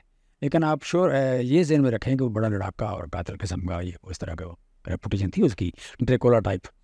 تو وہ آپ کر لیں گے. میں نے کہا جی اسٹوڈنٹ لائف میں ہم کرتے رہیں, کوئی مسئلہ نہیں ہے, یہ کام تو میں کر لوں گا, بڑے نا آسانی سے کر لوں گا. ٹھیک ہے, تو مجھے یہ حلقہ دے دیں. سو مجھے وہ حلقہ دیا گیا. تو انہیں دنوں ولید صاحب نے جوائن کی پارٹی. ولید صاحب کو پہلے جو حالانکہ ولید صاحب جو ہیں ان کا ڈیو ٹو مطلب گرینڈ فادر, ان کا قد کاٹ وہ ہے کہ کہیں سے بھی مطلب آپ پہلے ٹکٹ مانگتے تو کہیں مل جانا تھا انہیں. اچھا, وہ حلقہ ان کو اتنا سوٹ نہیں کرتا تھا. تو انہیں کچھ نا جو تھے کوئی آپ پہلے ڈسگرنٹڈ قسم کے آدمی جو آپ پہلے سمجھتے ہیں کہ کینڈیڈیٹ نہ ہو, پریزنٹ نہ ہو, تو اس کے بھی آپ ہم موج کریں, اس طرح کے 2-4 بندے ان کو لے گئے. تو بعد میں گئے تو مجھے حلقہ تو میں ڈیولپ کر رہا ہوں, تو ولید صاحب یہاں کے کھاتے میں آ گئے. ٹھیک ہے, مجھے پارٹی نے دیا ہے, پارٹی نے کہا ہے تو میں بھیجا ہے, تو پھر میں گیا ہوں. تو آپ کہہ لیں کہ ولید صاحب بڑے نائس آدمی ہیں. ٹھیک ہے, تو میری اپنے بارے میں بڑی یہی رائے ہے. تو میں سمجھتا ہوں جس طرح کے ولید صاحب کے نظریات ہیں, صاف ستھرے آدمی یہ میرے ہیں, تو ہمیں تو بہت اچھا دوست ہونا چاہیے. لیکن یہ ایک کنفلکٹ بن گیا ہمارے دل میں, کنفلکٹ بن گیا, اور وہ آپ کہہ لیں ریزالو اس وقت تک نہیں ہوا جب تک ولید صاحب سینیٹر نہیں بن گئے. ٹھیک ہے, تو یہ ریزن تھی. ادروائز یہ نہیں ہے کہ میں ولید صاحب کے اگینسٹ ہوں یا ولید صاحب کو میں نے سائڈ لائن کیا ہے, ایسا نہیں ہوا. لیکن یہ کہ حلقہ چونکہ میرا تھا, مجھے دیا گیا, میں نے ڈیولپ کیا. وہاں پہ جتنے بھی آج کل پی ٹی اے نظر آتی ہے وہ آپ کہہ لیں موسٹلی آپ 80% لوگ وہ ہے جو میرے دور میں ہے, جن کے گھر میں جا کر وہ جوائن کروایا ہوا ہے. سو میں نے بیسیکلی ایک بنجر زمین کو آباد کیا تھا. مسلم لیگ کا گڑھ تھا, مسلم لیگ کا گڑھ تھا وہ, یا آپ کہہ رہے ہیں جوا بہت کامن تھا وہاں پہ, ڈرگس کا بڑا کامن کام تھا. تو پی ٹی اے اور پی ٹی اے کے نظریات اور ایمانداری اور کرپشن فری سوسائٹی, اس طرح کی باتیں, لفظ تو بڑے عجیب ہیں ادھر. اس علاقے میں 3 ہی کام تھے, قبضہ کا کام تھا, کیبل کا کام تھا, اور قسط قبضہ اور کیبل. یہ 3, جو بھی آپ تھوڑے چٹے کپڑوں والا بندہ, کوئی بہتر مونچھوں والا جس کے چہرے پہ رونق ہو, تو پوچھیں کیا کرتے ہو, یا کہ اس کا قبضے کا کام تھا, یا کیبل کا, یا قسطوں کا. ٹھیک ہے, یہ تینوں طاقت سے ریلیٹڈ کام ہے. سو وہ مشکل حلقہ تھا, تو میں نے اس کو ڈیولپ کیا. تو یہ چھوٹی موٹی ریزن ہو سکتی ہے. تو ویسے جس وقت ولید صاحب سینیٹر بن گئے اور عملی طور پہ وہ کہہ لیں کہ پریکٹیکل پالیٹکس میں ان اے سینس ہلکی کی پریکٹیکل پالیٹکس سے تھوڑا آؤٹ ہو گئے, پھر آپ کے ٹرمز ان سے بہتر ہو گئے. ٹرم بہتر ہی تھے. وہ اس وقت ہوا کہ میں ایم این اے کا کینڈیڈیٹ تھا, تو ولید صاحب نے میں آ کے ایم این اے کا کر لیا. اچھا, ویسے آپ نے 2013 میں تو چلیں آپ نے پارٹی کے نہیں میں ولنگ نہیں تھا ایم پی کا الیکشن لڑنے کے. میں نے اس وقت ٹکٹ واپس کر دی تھی ایم پی کی. ٹھیک ہے, تو مجھے آپ کہہ لیں کہ خان صاحب نے پیغام بھیجا دوبارہ کہ تم لڑو. ٹھیک ہے, تو میری ٹکٹ دوبارہ آئی تھی. اوکے, ایک بار ٹکٹ میں نے واپس کر دی تھی کہ میں نے ایم این اے کا کینڈیڈیٹ تھا وہاں سے. تو ولید صاحب جب آئے وہاں پہ, تو ولید صاحب کو ٹکٹ ملی, تو میرے لیے شاک تھا. ٹھیک ہے, کہ اس حلقے کو ڈیولپ میں نے کیا, ٹکٹ ولید صاحب کو مل گئی. تو پھر خان صاحب نے یوسف صلاح الدین کی ڈیوٹی لگائی کہ آپ ان دونوں کو صلح کرائیں اور دونوں کو ملا کے لیں. سو انہوں نے بلایا ہمیں, اور اقبال صلاح الدین اور یوسف صلاح الدین دونوں آئے علی مان کے دفتر میں. میری اور ولید صاحب کو انہوں نے سیٹنگ کرائی, اور پھر وہاں طے ہوا کہ الیکشن آپ کٹے. ٹھیک ہو گیا. پھر آپ نے 18 کا الیکشن لڑا, وہ بھی آپ لوز کر گئے. میں 9 مئی کی طرف آؤں گا, لیکن اس سے پہلے ایک بائی الیکشن ہوا. آپ کو جوہر ٹاؤن کے حلقے سے پارٹی نے کہا کہ آپ تحریک انصاف کو یہاں پہ الیکشن کنٹیسٹ کریں گے. آپ اس وقت اسپیشل اسسٹنٹ بھی تھے, آپ نے ریزائن کیا, لیکن آپ الیکشن لڑ نہیں سکے, آپ کے کاغذ ریجیکٹ ہو گئے. آپ کا میرا خیال ہے کہ سیکنڈ جو تھا وہ اس حلقے کا رہائشی نہیں تھا, اور اگر میں غلط نہیں ہوں تو وہ صوبائی حلقہ جو تھا اس کا گھر تھا وہ آپ کے قومی اسمبلی کے حلقے میں آتا تھا, لیکن قومی اسمبلی میں آتا تھا شفقت محمود صاحب کے حلقے میں. تو آپ چونکہ قومی اسمبلی کا الیکشن کنٹیسٹ کر رہے تھے تو اس کنفیوژن میں وہ شخص جو ہے وہ آپ کے حلقے کا نہیں نکلا اور آپ کے کاغذ جو ہیں وہ ریجیکٹ ہوئے. ایک تاثر یہ ہے کہ اس وقت پاکستان تحریک انصاف کی پاپولیرٹی کا گراف بہت ڈاؤن تھا, تو یہ ایک بڑا پری پلانڈ قسم کا جو ہے وہ ساری واردات تھی کہ جس میں آپ کے پیپرز کو بیسکلی ریجیکٹ کروانا تھا تاکہ یہ امپریشن نہ جائے کہ لاہور سے تحریک انصاف جو ہے وہ الیکشن لوز کر گئی اتنے بری طرح. نہیں, یہ بالکل نہیں, ایسا بالکل ہی نہیں ہے. بڑی انفارچونیٹ ہے یہ کہ اس طرح کا کوئی امپریشن ہو. پہلی بات تو یہ کہ میں نے مجھے کہا نہیں گیا تھا کہ آپ الیکشن لڑیں, میں نے خود کہا تھا کہ میں نے لڑنا ہے, ٹھیک ہے. اور پھر یہ ہے کہ پوری پارٹی نے مجھے سپورٹ کیا, مطلب میرے اوپر کسی کا اختلاف نہیں آیا, ہر بندے نے مجھے سپورٹ کیا کہ آپ یہاں سے لڑیں. دوسرا یہ ہے کہ یو کین سے کہ میں نے ریزائن بعد میں کیا تھا. ہاں جی, آپ الیکشن لوز کرنے کے بعد آپ نے ریزائن کیا تھا. آپ نے الیکشن کنٹیسٹ نہیں کیا تھا, پھر اس کے بعد ریزائن کیا تھا. ایگزیکٹلی ایسے ہی کیا تھا جی, ایسے ہی. اچھا, سو آپ کہہ لیں کہ اس وقت میں یہاں پہ کافی ساری انویسٹمنٹ کر چکا تھا, کافی سارے ذہن میں کمپین کر چکا تھا, اس کے بعد میں نے ریزائن کیا تھا. سو آپ کہہ لیں کہ میرے ذہن میں بہت بڑا کیلکولیشن, میں فگرس کا آدمی ہوں, اور میں سروے کے بغیر, ریسرچ کے بغیر کوئی کام نہیں کرتا. سو مجھے کوئی ڈاؤٹ نہیں تھا کہ یہاں پارٹی کتنی پاپولر ہے, یہ کتنی پاپولر نہیں ہے, ٹھیک ہے. مجھے یہ پتا تھا کہ ہم ان سے مسلم لیگ ان سے پیچھے ہیں, تو ہم نے کمپین کر کے تو آگے جانا ہے. تو لیکن ڈفرینس بڑا تھوڑا تھا, ہم بڑی آسانی سے آگے جا سکتے تھے. سو بڑی کیلکولیٹڈ سا ایک رسک تھا میرا, بڑی کیلکولیٹڈ سی میری موو تھی. لیکن اس میں جو آپ کہہ لیں کہ انفارچونیٹ ہوا کہ وہ کاغذوں کا جو ایشو ہوا تو وہ ہمیں سنبھل نہیں سکے. تو اس سے ظاہر ہے مجھے بھی پولیٹیکلی سیٹ بیک ہوا اور میری پارٹی کو ہوا, اور میرے جب پارٹی کو ہوا تو میرے لیے بھی بڑی شرمندگی کی بات تھی. تو میں سمجھتا ہوں کہ میرا کیریئر اتنا بے داغ تھا کہ اس کی وجہ سے خان صاحب نے ٹرسٹ کیا کہ اس کا قصور نہیں ہے. ادروائز تو ہر بندہ یہ کہہ رہا تھا نا, یہ بہت سارے لوگ کہہ رہے تھے کہ جان بوجھ کے کیا ہے. سو اس سے بڑا ایک یو کین سے کہ آپ پارٹی میں دوبارہ آپ کی جگہ نہیں بنتی, ٹھیک ہے. لیکن ہم نے الحمدللہ خان صاحب کے فردر قریب ہوئے کہ ہماری نیت ٹھیک تھی اور ہمارا قصور نہیں تھا. خان صاحب کا جب مجھے فون آیا تو اس میں بھی انہوں نے مجھے تسلی دی کہ جی آپ فکر نہ کرو, یہ وغیرہ وغیرہ. اور اس کے بعد کوئی ہفتہ بعد ہی مجھے اسلام آباد بلا لیا انہوں نے. تو پھر ان دنوں چونکہ چل رہی تھی ساری رجیم چینج کا سازش شروع ہو چکی تھی, تو پھر جو بھی نیریٹو ہم کو بنانا تھا ہم بنایا. یہ اس میں بڑا ان تھا. تو یو کین سے کہ آپ ان نہیں تھے صرف, آپ بہت اگریسو تھے. تو ایسے تو آپ کے سامنے تھے نا, لیکن آپ کہہ لیں کہ نیریٹو بنانے میں ہم ان تھے. تو وہ جو 4 5 6 لوگ 7 لوگ تھے. اور وہ نیریٹو کیا تھا؟ نیریٹو رجیم چینج, کیونکہ آج وہ نیریٹو کی وجہ سے بڑی کنفیوژنز ہیں. ایگزیکٹلی وہ نیریٹو کیا تھا؟ نہیں ہے, کنفیوژن اس ہسٹری کی دور ہو گئی. پاکستان میں جو 76 ایئر سے کنفیوژن آ رہی تھی دور ہوئی ہے. پاکستان میں 76 ایئر سے آنے والی کنفیوژن دور ہوئی ہے پچھلے 2 سال میں, اور دور ہونا شروع اس وقت ہوئی تھی. اچھا, دور ہونا شروع اس وقت ہوئی تھی. رجیم چینج ایک سازش ہے, یہ اس وقت ہم نے بات شروع کی تھی. تو رجیم چینج جو ہے یہ لفظ پاکستان میں ہم لے کے آئے, اور یہ ایک سازش ہوتی ہے, یہ ہم لے کے آئے. جس بندے کی ویڈیو بنتی ہے وہ مظلوم ہوتا ہے, اور ویڈیو بنانے والا ظالم ہے, یہ ہم لے کے آئے. اس معاشرے میں جس کی ویڈیو ہوتی ہے منہ چھپاتا پھرتا تھا, اب پتہ چلتا ہے کہ ویڈیو جعلی بھی ہوتی ہے. ویڈیو بنانے والے باقاعدہ مجرم ہیں, وہ ظلم کرتے ہیں معاشرے کے ساتھ. لوگوں کی زندگیاں جو ہیں پرسنل لائف, اس میں پرائیویٹ لائف, اس میں پینیٹریٹ کرتے ہیں, اسپائل کرتے ہیں ان کو. آپ کے کیس میں بھی ہوا؟ نہیں, کبھی نہیں ہوا میرا تو الحمدللہ. میرے کیس میں تو یہ آپ کہہ لیں کہ ہمیں تو یہ نہیں ایک مشکل ٹائم تھا کہ ہمارے کوئی جرائم نہیں تھی کہ جس نکال کے ہماری کوئی فائل ایسی کوئی ویڈیو نہیں تھی جو سامنے رکھ کے کہیں گے جی کہ ہاں ایسا کرو, وہ نہیں تھا. تو یہ بھی ایک مصیبت ہوتی ہے ویسے پاکستان میں. تو میں سمجھتا ہوں کہ اب پاکستان میں یہ جو 2-3 بلیک میلنگ تھی وہ ختم ہو گئی. یہ ویڈیو کی بلیک میلنگ ختم ہو گئی. اگر آج بھی کوئی بندہ ویڈیو کی بلیک میلنگ پہ آپ کہہ لیں کہ بلیک میل ہو جاتا ہے تو اس کی اپنی کمزوری ہے. ادروائز یہ جو اتنی 76 ایئر سے یہ چل رہی تھی وہ ختم ہو گئی. اس آپ نے جو کہا کہ وہ بیانیہ ہم لوگوں نے بنایا کتنا فائدہ تحریک انصاف کو اس کا بطور جماعت ہوا یا نقصان ہوا؟ دیکھیں آج 80% لوگ تحریک انصاف کے ساتھ ہیں. اسی کا بیسیکلی بیانیہ وہی چاہ رہا ہے نا. جب آپ کو لوگ مظلوم سمجھیں یا آپ کو حق پہ سمجھیں اور دوسرے کو سمجھیں کہ he is at the wrong side of the history, تو رائٹ سائڈ والے اور لیفٹ سائڈ والے یا رانگ سائڈ والے یا رائٹ سائڈ والے آپ کہہ لیں کہ ہم کنسیڈر ہوئے کہ ہم رائٹ سائڈ والے ہیں, اور دوسرے لوگ جو ہیں وہ رانگ سائڈ والے ہیں, سازش کرنے والے رانگ سائڈ میں ہیں. وہ نواز شریف ہو, وہ شہباز شریف ہو, ظفریق ہو, ان کے سہولت کار ہوں, وہ رانگ سائڈ. جی ویسے مجھے یاد پڑتا ہے یہ 9 مئی سے پہلے کی بات ہے, لیکن P D M government form کر چکی تھی. میں آپ کا پیپر پہ انٹرویو کر رہا تھا, اس میں آپ نے لاہور کے ایک گھر کا ریفرنس دیتے ہوئے کہا کہ اس گھر میں جنرل باجوہ نے پیسے پکڑے یہ اس رجیم چینج کے لیے. میرے پاس کلپ شاید میں ڈھونڈوں تو مجھے مل بھی جائے جس میں آپ نے نہیں, میں نے کبھی نہیں کہا. میں نے یہ ایک ریفرنس دیتا رہا ہوں کہ جو جام کمال کی گورنمنٹ گری تھی بلوچستان کی, اس میں پیسے جنرل باجوہ نے پیسے پکڑے.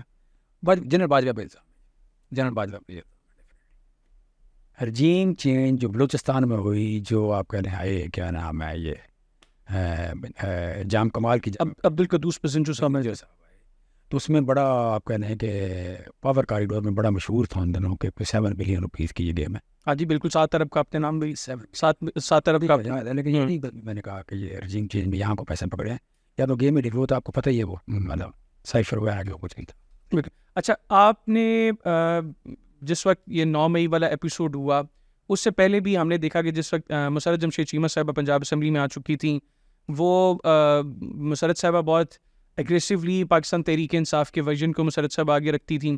پھر 9 مئی کے ایپیسوڈ کے بعد بھی ہم نے دیکھا کہ زمان پاک کے باہر جو پریس کانفرنسز ہوتی تھیں مسرت صاحبہ موسٹلی پریس کانفرنسز میں وہاں پر موجود بھی ہوتی تھیں.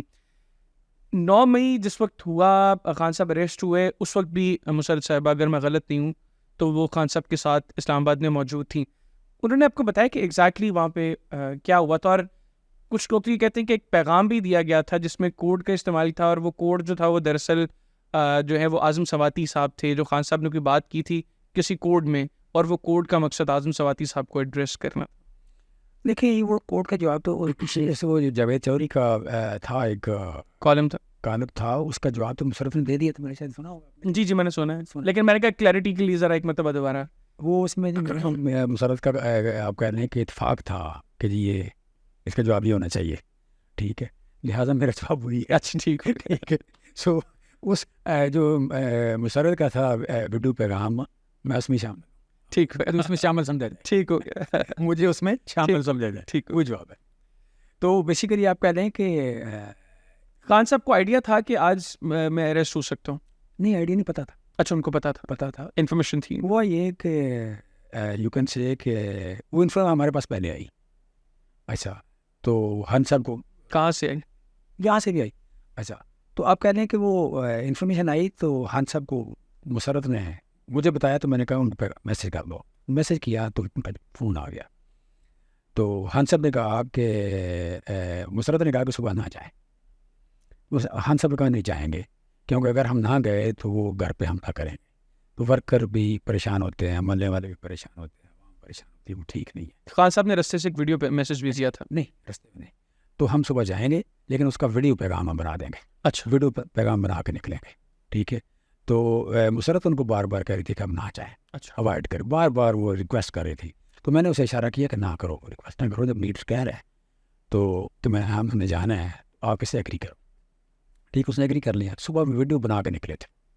سو اس کا مطلب رات تقریباً آپ میرے کو 12:30 بجے آپ نے کنوے کر دیا تھا کہ ہمارے پاس یہ انفارمیشن پتا تھا, کنفرم, مطلب اس میں کوئی ایسا نہیں, کوئی شک تھا, کوئی شک نہیں, پتا تھا یہ ہونا ہے, ٹھیک ہے.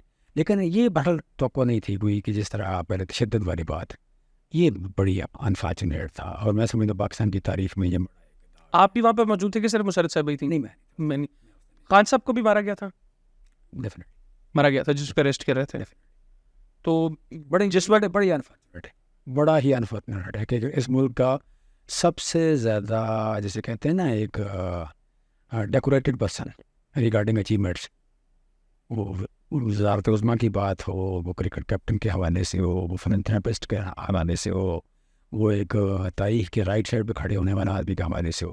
ہی is the most decorated person in the history of Pakistan. کوئی بندہ اس کے قریب بھی نہیں ہے, کوئی بندہ اس کے گھٹنوں تک بھی نہیں آتا جتنا ڈیکوریٹڈ آدمی, جتنی اچیومنٹس اس کی. اس کے ساتھ مطلب آپ کہہ رہے ہیں کہ سر پہ اگر مارا جائے تو ان کو اپنی گریبان سے پکڑ کے عوام کے سامنے لے کے آیا جائے. بڑے ہی انفارچونیٹ تھا. ہم بہت دکھی اس پر. اور میں اپنی بات نہیں کر رہا. اس ملک کے کم از کم 20 کروڑ لوگ دکھی ہیں اس بات. اس ملک کے کم از کم 20 کروڑ لوگ اتنے دکھی ہیں کہ آپ سوچ نہیں سکتے. تو اس پیچ میں جس وقت باہر سے خان صاحب کو اریسٹ کرنے کے لیے فورسز آ رہی تھیں, خان صاحب اندر تھے اور بڑے چند لوگ تھے جو خان صاحب کے ساتھ موجود تھے. کچھ خان صاحب نے کنوے کیا میسج؟ نہیں, وہ بڑے کمفرٹیبل کول اینڈ کام نہیں ہوتا. وہ شیشے سے باہر نظر آ رہے تھے نا کہ باہر پہلے تو کھڑے ہوئے لوگ, کھڑے ہوئے تو اچانک بڑے قریب آ رہے, اچانک جیسے ہوتا ہے نا فارمیشن ایک بن جاتی ہے نیچرل سی, وہ نیچرل سی کروز آنا شروع ہو گیا اور ان کا پریشر آنا شروع ہو گیا. تو جو لوگ پارٹی کے کھڑے تھے باہر وہ سارے ایک جیسے کہتے ہیں ایک جیسے ہوتا ہے بیف اپ ہو جاتا ہے اس طرح وہ ان کو باہر نکل گئے اور صرف وہ ہو گئے پھر شیشے توڑ. تو جب وہ شیشے توڑے خان صاحب اس بڑے کمفرٹیبل بیٹھے ہوئے تھے جیسے بڑا کول اینڈ کام جیسے مطلب تیار ہوتا ہے مینٹلی بندہ. لیکن پر یہ آپ کہیں کہ جی مطلب کوئی بندہ یہ توقع کرے, اور ہم توقع نہیں کر رہے تھے اور خان صاحب بھی نہیں کر رہے تھے کہ کوئی بندہ ان پہ ہاتھ اٹھائے گا. تو یہ اور پھر دوسرے لوگوں کو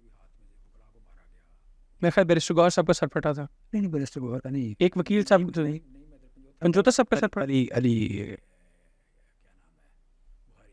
ان دونوں کا سر علی بخاری. اور ٹھیک. اچھا چیمہ صاحب, خان صاحب گرفتار ہو گئے اور اس کے بعد پھر ملک میں جو کچھ ہوا وہ بھی آج تک پاکستان تحریک انصاف وہ سب کچھ فیس کر رہی ہے. اس کی پلاننگ کسی بیک اینڈ پہ, کیونکہ الزام یہ ہے کہ زوم میٹنگز کے اندر یہ چیزیں آلریڈی پلان ہو چکی تھیں کہ اگر خان صاحب کو اریسٹ کیا جاتا ہے تو اس جگہ پر اس جگہ سے احتجاج کیا جانا ہے. تو مجھے یقین ہے کہ ڈیفینیٹلی ہر پارٹی کی جو میٹنگ تھی اس کا آپ یا مسرت صاحبہ تو ڈیفینیٹلی ضرور حصہ ہوں گے. تو کچھ ڈسکس ہوا تھا کبھی میٹنگز میں؟ دیکھیں میں نے سب سے زیادہ مشکل دن وہ تھا جس دن خان صاحب کو گولیاں لگی تھی. اس دن اگر کسی جگہ احتجاج نہیں ہوا, اور اس دن بھی کتنا مشکل تھا کہ آپ کہہ دیں کہ جی آپ فلاں جگہ پہنچے, وہ سب سے زیادہ لوگوں کے لیے دکھ کی بات خان صاحب کی گرفتاری سے بھی زیادہ وہ تھا جب خان صاحب پہ گولیاں چلی. اس دن اگر نہیں ہوا تو بعد میں کیوں ہوتا ہے.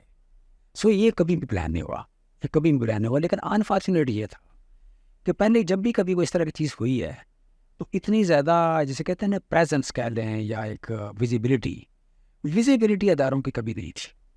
اور جو کچھ بھی ہوتا تھا انڈر دا سرفس ہوتی تھی چیزیں, ویزیبلٹی نہیں تھی. دس ٹائم جو انفارچونیٹ ہوا ہے یہ ویزیبلٹی بڑھ گئی. پریزنس یا ویزیبلٹی بڑھنے سے چیزیں ایکسپوز ہو گئی جو شاید نہ ہوتی تو بہتر تھا, شاید یقیناً نہ ہوتی تو بہتر تھا. سو آج ادارے بھی مشکل میں ہیں, پاکستان کے عوام بھی مشکل میں ہیں. مجھے میری عمر اب 59 ایئر ہے, تو میں اگر میرا رومانس رہا ہے اداروں کے ساتھ 57 ایئرس, تو 57 ایئر اگر میں نے ایک رومانس پالا ہے کہ جس ادارے کو میں سب سے زیادہ پیار کرتا ہوں اس سے میں مایوس ہو جاؤں تو بڑا انفارچونیٹ ہے, بڑا ہی انفارچونیٹ ہے. مجھے پتہ لگے کہ میں بیٹری ہو گیا ہوں, مجھے پتہ لگے کہ میں غلط جگہ رومانس کرتا رہا ہوں, ٹھیک ہے, یا کچھ لوگ جو ہیں انہوں نے میرا اور ادارے کا رشتہ کمزور کر دیا ہے, تو یہ بڑا انفارچونیٹ ہے. لیکن یہ ہو گیا. میں سمجھتا ہوں کہ اس کو روکنے کا جو موقع تھا وہ آپ کے پاس 8 فروری تھا. 8 فروری کو جو کچھ ہو گیا اس کے بعد آپ کہتے ہیں جی ہمارا تو قصور نہیں ہے, ہمارے ساتھ یہ زیادتی ہو گئی تو ہم نے تھوڑا سا 9 مئی ہمارے ساتھ غلط ہوا تو ہم نے کیا, ادروائز ہم تو مطلب عوام کے فیصلے کو مانتے ہیں, تو اگر عوام کا فیصلہ ہے تو ہم ٹھیک ہے. یہ کرتے تھے تو یہ سارا کچھ ریورس ہو جاتا, وہی بیک ٹو دا نارمل جسے کہتے ہیں, یا back to the square one situation چلی جاتی.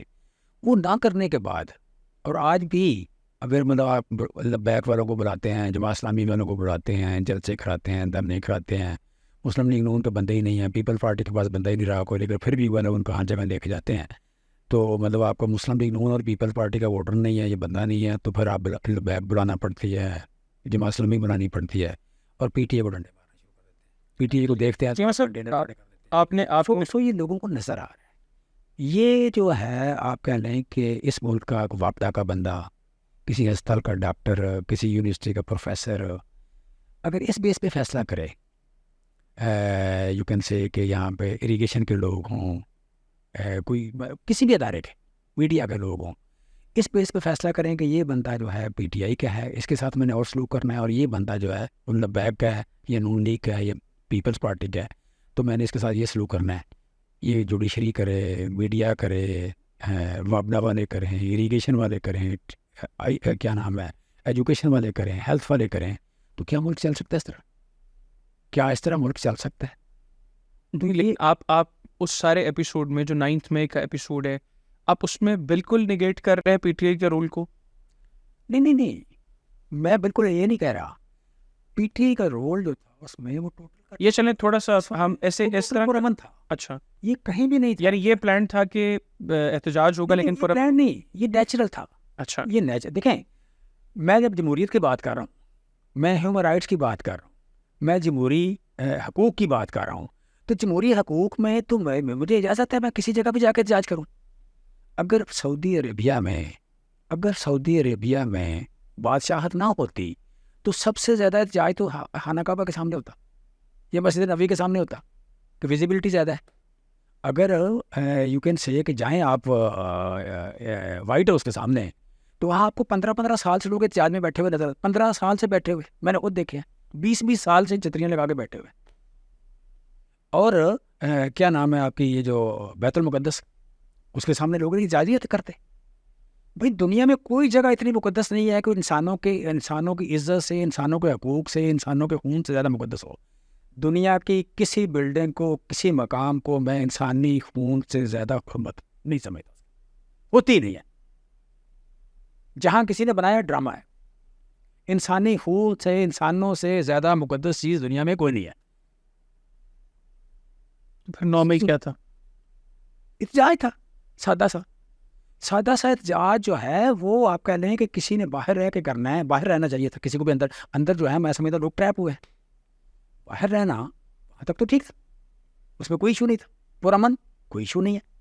کوئی آگ نہیں لگاتا، کوئی ڈنڈا نہیں مارتا، کوئی وٹا نہیں اٹھاتا، تو ٹھیک ہے، وہاں تک تو کوئی ایشو نہیں. اس سے آگے ڈیفینیٹلی ایشو ہے. اس میں سمجھتا اس کی انکوائری ہونی چاہیے کہ کیوں لوگ اندر گئے ہیں. جو گئے ہیں وہ آپ کہہ رہے ہیں کہ ان کے بارے میں وہ قانون موجود ہے، عدالتیں موجود ہیں. آپ عدالت کا کان تو نہ مروڑیں، آپ عدالت کا بازو تو نہ مروڑیں کہ جناب یہ فیصلہ کرو. عدالت قانون کے مطابق فیصلہ کرے. آپ کے لوگوں نے انکوائری کر لی، ہماری مخالف پولیس نے انکوائری کر لی، یا آپ کی ماتحت پولیس نے انکوائری کر لی، چالان بھی جمع کرا دیے ہوں گے، ان چالانوں کے مطابق لے چلیں آپ. سو بیسیکلی شر سے کبھی خیر برآمد نہیں ہوتا. شر سے خیر برآمد نہیں ہوتا، خیر سے ہی خیر برآمد ہوتا ہے. سو قانون توڑنے کا جواب قانون توڑنا نہیں ہے. قانون جن لوگوں نے توڑا ہے آپ ان کو قانون کے مطابق ڈیل کریں. ہر چیز کا جواب قانون میں ہے، ہر چیز کا جواب آئین میں ہے. آئین اور قانون کو روند کے آپ اس ملک کو ٹھیک کر رہے ہیں، آپ ملک کو ترقی کر رہے ہیں، آپ ملک کے مامے بن گئے ہیں، آپ ملک کے ابے بن گئے ہیں، آپ ملک کے مالک بن گئے ہیں. بھائی نہیں ہے، نہ آپ ابے ہیں اس ملک کے، نہ آپ مامے ہیں اس ملک کے، نہ آپ مالک ہیں اس ملک کے. یہ 25 کروڑ لوگوں کا برابر ہے. جو بندہ یہاں پیدا ہو جاتا ہے، جو بندہ یہاں پیدا ہوتا ہے، برابر کا حصہ دار بن جاتا ہے. وہ صدر پاکستان ہو، وزیر اعظم پاکستان ہو، وہ chief of the army staff ہو، وہ آپ کہہ لیں کہ چیف جسٹس ہو، وہ چیف الیکشن کمشنر ہو، وہ صحافی ہو، وہ بزنس مین ہو، وہ سیاستدان ہو، جو بھی ہے اس ملک میں جو پیدا ہو گیا وہ اس ملک کا آج آپ کے حصے دار بن. آج آپ کے لہٰذا ان سے جو یہاں پیدا ہو گیا اس کے حقوق سے بڑھ کے اس ملک میں کچھ نہیں ہے. آج آپ کے نزدیک کوئی اپنے آپ کو اس کے خون سے زیادہ مقدس نہ سمجھے. کوئی اپنے آپ کو اس کے حقوق سے، اس کے جمہوری حقوق سے زیادہ مقدس نہ سمجھے. اس کا خون، اس کی زندگی، اس کے حقوق جو آئین نے دیے ہوئے ہیں، اللہ نے دیے ہوئے ہیں، ان سے زیادہ مقدس کوئی جگہ نہیں. آج آپ کے نزدیک جو آپ نے ذکر کیا کہ آئین اور قانون کے مامے بنے ہوئے ہیں، باپ بننے کی کوشش کر رہے ہیں، آپ کے نزدیک کون ہے وہ؟ دیکھیے یہاں تو اس وقت سامنے نظر آ رہے ہیں، آپ کو زرداری صاحب نظر آ رہے ہیں، شہباز شریف نظر آ رہے ہیں، مریم بیوی نظر آ رہی ہے کہ ایک آپ کہہ لیں کہ ایک واقعے کا سہارا لے کے اب بجلی کی قیمت 3 گنا بڑھا دیں، آپ کسانوں کو لوٹ لیں، آپ کرپشن بڑھا دیں، آپ مہنگائی 80% کر دیں 2 سالوں میں، اور بات کو پوچھے آپ سے تو آپ کے 9 مئی. بھائی 9 مئی کو کتنا بیچ لیں گے؟ 9 مئی کو کتنا بیچ لیں گے؟ انسانوں کی چادریں آپ پامال کر دیں, خواتین کو آپ گرفتار کر لیں, ججوں کو آپ بازو مروڑیں کہ ان کی ضمانت نہیں ہونے دینی. کیوں جی؟ 9 مئی ہے جی.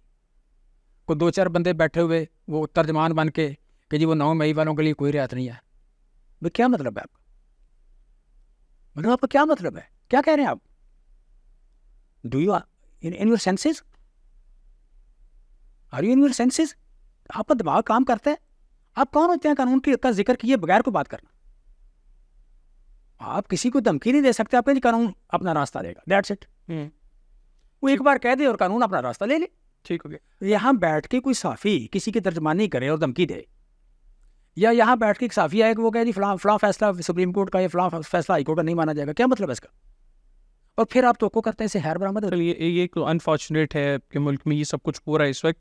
چیمہ صاحب, 9 مئی کے بعد آپ بھی کچھ عرصہ ان لوگوں میں شامل رہے جو غائب ہو گئے. بعد ازاں آپ سامنے آپ منظر عام پر آئے, آپ نے اور مسرت صاحبہ نے ایک پریس کانفرنس کی, اس میں آپ نے اداروں کے حوالے سے بھی بات کی کہ بڑا انفارچونیٹ ہے یہ سب کچھ ہوا. آج بھی یہ کر رہا ہوں. ہاں, تو آج بھی یہی کر رہا ہوں. ہاں جی, آپ نے تحریک انصاف اور سیاست کو خیر آباد کرنے کا اعلان کیا اس پریس کانفرنس کے اندر. میں بعد میں آتا ہوں کہ آپ نے اب دوبارہ جوائن کیا, یہ کس طرح ہوا سارا ایپیسوڈ. لیکن اس وقت آپ کے ہاتھ میں ایک پیپر تھا جس وقت آپ جو پریس کانفرنس کر رہے تھے. ظاہر سی بات ہے آپ کو بھی ہم نے بہت دفعہ انٹرویو بھی کیا, مسرت صاحبہ کو بھی بہت دفعہ انٹرویو کیا. جو ایکسپریشنز آپ دونوں کے تھے وہ کہیں نہ کہیں آپ کے الفاظ کا ساتھ نہیں دے رہے تھے. اس وقت وہ فیصلہ کرنے کی ریزن کیا تھی؟ اور پھر جب ایک فیصلہ کر لیا کہ بس اب سیاست کو بھی خیر آباد کہہ دیا, آپ نے کہا جی کہ ہم تو پارٹی کی بنیادی رکنیت سے بھی جو ہے وہ مستعفی ہو رہے ہیں اور خود کو ڈس ایسوسیٹ کر رہے ہیں ہر چیز سے, تو کس طریقے سے وہ آپ کو کوئی پریشرائز کیا گیا تھا یا آپ نے کہا کہ نہیں اب ان حالات میں سیاست کو کنٹینیو نہیں کرنا چاہیے؟ نہیں, بیسیکلی تو آپ کا نہیں, نہ ہم بتا سکتے ہیں. جو بتایا ہے وہ 10% ہے, جو نہیں بتایا وہ 6% ہے. جو بتایا وہ 10% ہے, جو نہیں بتایا وہ 90%. نہ ہم بتا سکتے ہیں نہ بتائیں گے. ہماری بھی عزت جاتی ہے, کسی اور کی بھی جاتی ہے. سو ہمیں اپنی بھی عزیز ہے, دوسروں کی بھی عزیز ہے. یہ ڈیفینیٹلی آپ کہہ لیں کہ ہم نے کبھی پیسوں کا حساب نہیں کیا, ہم ٹائم کا حساب کرتے ہیں. ہم ان فیلنگز کا یا ان محرومیوں کا حساب کرتے ہیں جو ہمارے بچوں نے یا ہماری فیملی نے یا ہم نے خود. میرا جو فیوریٹ ٹاپک ہے, جو فیوریٹ میرا ٹائم ہوتا ہے وہ یہ ہے کہ دنیا کے کسی اونچے سے ہوٹل میں سمندر کے سامنے کھڑکی میں بیٹھ کے کتاب پڑھنا, یا کسی بہت بڑے پارک یا جنگل میں سامنے نظر آ رہا ہوٹل میں آپ کھڑکی میں بیٹھ کے کتاب. تو ہم نے سیاست میں اس ساری چیزوں کو قربانی دی ہے. ہماری بچوں نے, ہماری فیملی نے, ہمارے بزنس نے, ہم نے اپنی جو پسند ناپسند چھوڑ دی تو گلیوں میں رول گئے اور کئی سال تک. تو اس کی بڑی اہمیت ہے. تو آپ ساری زندگی کی جو آپ کی انویسٹمنٹ ہے, ٹائم کی, جذبات, 12 منٹ کی پریس کانفرنس میں وہ آپ کہہ لیں کہ وہ چھوڑنے کے لیے نہیں ہوتی, اور نہ ہم چھوڑ سکتے ہیں. یہ ہمارے تو ڈی این اے میں, ہمارے تو بلڈ میں. یہ بھی آپ نے کہا اس وقت پریس کانفرنس میں, آپ کے یہ بھی الفاظ تھے کہ یہ تو ہمارے بلڈ میں ہے, لہٰذا ہم نہ چھوڑی نہ چھوڑ سکتے ہیں. بٹ آپ کہہ لیں کہ وہ بڑا ہی انفارچونیٹ واقعہ تھا, جس سے آپ کہہ لیں کہ اس کا شاید لوگوں کو احساس ہو جائے, ابھی تک نہیں ہوا. اس کی سزا پورے ملک نے بھگتی ہے. میں کہہ رہا ہوں کہ آپ شر سے خیر برآمد نہیں کر سکتے. آپ قانون توڑ کے, یہ بڑا سادہ سا قانون ہے, سادہ سی چیز ہے نا, کہ جو آپ کے خیال میں لوگ احتجاج کرنے آئے تو انہوں نے ریڈ لائن کراس کر لی. جن لوگوں نے ریڈ لائن کراس کر لی, قانون کے حوالے کر دیں, قانون کو سزا دے دے گا. اس میں کہیں بھی اشارہ ہی نہیں ہے. خیر برآمد ہو جائے گی, خیر برآمد ہو جائے گی اس میں سے, اور یہ طے ہو جائے گا کہ ریڈ لائن جو ہے کراس نہیں کرنی. عدالتیں کوئی فیصلہ ہی نہیں کر رہی. عدالتوں کے پاس کوئی فیصلے کے لیے آپ دے ہی نہیں رہے, آپ صرف لوگوں کو خراب کر رہے ہیں, بند کیا ہوا ہے, بازو میں روڑا ہوا ہے کہ جناب آپ نے ضمانت دے رہی نہیں. ٹھیک ہے, ججز کہتے ہیں جائیں پریس کانفرنس کریں تو آپ کی ضمانت ہو جائے. آپ کو کس نے کہا تھا؟ نہیں, ہمیں تو نہیں کہا ججز نے, ہماری تو اسٹوری بڑی ڈفرینٹ ہے نا. اچھا, جو شاید کبھی بھی سامنے نہ آئے. چلے میں اب اس اسٹوری کی طرف میں آپ کو نہیں فورس کروں گا کہ آپ اس میں سے کچھ بھی چیز ہمیں بتائیں, لیکن کیا کہیں نہ کہیں اس پریس کانفرنس کے پیچھے یہ ایلیمنٹ تھا کہ آپ کا بیٹا بیمار تھا اور آپ لوگ مینٹلی اس کی وجہ سے بھی کافی اپسیٹ تھے. یہ پبلک کنزمپشن ریٹ تھا. اصل بات اس سے بڑی وہ ٹھیک تھی بات. ہمارے بیٹے کو کینسر ہے, ہمارا بیٹا جو ہے اس کا علاج ریورس ہوا. ٹھیک, آپ کیسے مطلب وہ نارمل تو نہیں ہوا لیکن فائدے سے بہتر ہے. اللہ تعالیٰ اس کو شاید ہمارے آنے سے بہتر ہوا. لیکن آپ کہنے کہ اصل چیز تو اس سے بڑی تھی. ہم کبھی بھی نہیں بات کریں, نیور. چلے میں آپ کو اس کے اوپر فورس نہیں کروں گا. چیمہ صاحب پھر واپسی کیسے ہوئی تحریک انصاف؟ کیونکہ بہت سے لوگ جنہوں نے پریس کانفرنسز کی وہ نئی پارٹی نے ایکسیپٹ نہیں کیا, لیکن آپ لوگ شاید ان چند لوگوں میں ہیں جن کے اوپر پارٹی نے کوئی اتنا ریزسٹ نہیں کیا. نہیں, بیسیکلی آپ کہہ رہے ہیں پارٹی پہ تو ڈفرینٹ اوپینین ہوتی ہے لوگوں کی, تو ڈفرینٹ بینیفٹس ہوتے ہیں. اصل بات ہے عمران خان ان کا ٹرسٹ ہمارے اوپر کتنا ہے. ہماری جب ہم لوگ آئے ہیں 2009-10 سے جب سے آئے ہیں, الحمدللہ ہر روز ان کا ٹرسٹ ہم پہ بڑھتا ہے. تو جب ہم آئے تھے پریس کانفرنس کر کے تو ہم سب کی طرف سے ہمیں اس وقت بھی پہلے تسلی حوصلے کے پیغام آیا. ٹھیک ہے, اس کے بعد ہمیشہ ان کی طرف سے سپورٹ آئی ہے ہمیشہ. تو پچھلے دنوں میرے داماد فوت ہوئے تو اس وقت انہوں نے باہر بندہ بھیجا کہ جب فون کرو, نارملی میسیج بھیجتے ہیں وہ, تو میسیج کی بجائے انہوں نے فون کروایا. تو جب بھی کوئی زیادہ اہم بات ہوتی ہے تو وہ فون کرواتے ہیں. تو آپ کہہ لیں کہ ہم ان کے دل کے بڑے قریب ہیں یا وہ ہمارے دل کے بڑے قریب ہیں, اس میں کوئی شک نہیں ہے, کبھی بھی ہم دور نہیں رہے. آپ نے اس کے بعد خان صاحب سے ملنے کی کوشش کی؟ آپ نے مسرت صاحب ایک دن ملاقات طے تھی میری اور مسرت کی, تو اس دن وہ جس دن انہوں نے ٹوٹل بند کرتی نا ملاقاتیں, یکم رمضان تھے یا کیا تھے, تو اس دن نہیں ہو سکا. تو اس کے بعد مطلب آپ کہہ لیں کہ آگے میرے بائی پاس ہو گیا اور یہ وہ تو چیزیں کو ٹائم نہیں ملا. اب آخر میں مستقبل میں پھر دوبارہ ہلکی کی سیاست کا رخ کرنے کا ہے ارادہ یا اب اور سٹائل کی پالیٹکس ہو؟ نہیں جی, وہی ہے جی, ہلکے کے بغیر آپ کہہ لیں کہ ایک دیکھیں پارٹی کو ضرورت ہے کہ عوام کو موبلائز کرنے کی, عوام میں شعور دینے, اور ہماری جیسے سیاستدانوں کو بھی ضرورت ہے, اس ملک کو ضرورت ہے. سچی بات ہے, جو صاف ستھرے ہوں یا نیٹ اینڈ کلین. جہاں بہت تھوڑے لوگ ہیں, نیٹ اینڈ کلین بڑے تھوڑے لوگ ہیں, وی این بڑے تھوڑے لوگ ہیں. تو اس چیز کی پولیٹیکل پارٹیز میں کمی ہے. اس ملک کی سیاست کو ضرورت ہے اس بات کی, اور ہم سمجھتے ہیں یہ قربانی ہے جس بندے نے اپنے گھر سے کھانا ہے. مطلب ہمارا سورس آف انکم نہیں ہے یہ, ٹھیک ہے, ہمارا یہ انویسٹمنٹ کی جگہ ہے. یہ انویسٹمنٹ تو نہیں کہنا چاہیے, بیسیکلی اسپینڈنگ کی جگہ ہے. سیاست ہمارے لیے ہمیشہ سے اسپینڈنگ کی جگہ رہی ہے, تو ہمارے لیے تو اسپینڈنگ کی جگہ ہے. یہ آپ کہہ لیں کہ ڈرین آف ریسورسز ہے. تو اب ہم دوبارہ آپ کو اور مسرت صاحبہ کو اسی طرح ایکٹیو کب دیکھیں گے پاکستان تحریک انصاف کے اندر؟ کیونکہ ابھی چلیں آپ کہہ لیں کہ ہلکے پھلکے آپ پالیٹکس کے اندر ہمیں ایکٹیو نظر آ رہے ہیں. جو پہلے آپ جس طرح ایکٹیو تھے یا مسرت صاحب ایکٹیو تھیں, ہمیں آپ دونوں اس طرح ایکٹیو نظر نہیں ہمارے ابھی. نہیں, بڑی جلدی ہوا. اچھا, ہاں, it will not take much time. اور آپ کون سال کا ہوگا؟ وہی 121 121 ادھر سے ہی. چیمہ صاحب تھینک یو ویری مچ, آپ نے اتنا طویل وقت اس پوڈ کاسٹ کے لیے نکالا. ناظرین, جمشید اقبال چیمہ صاحب ہمارے ساتھ موجود تھے, گفتگو ان کی آپ نے سنی. اپنا فیڈ بیک ہمیں کمنٹ سیکشن میں لازمی دیجیے گا. اجازت دیجیے, اللہ حافظ. پاکستان زندہ باد.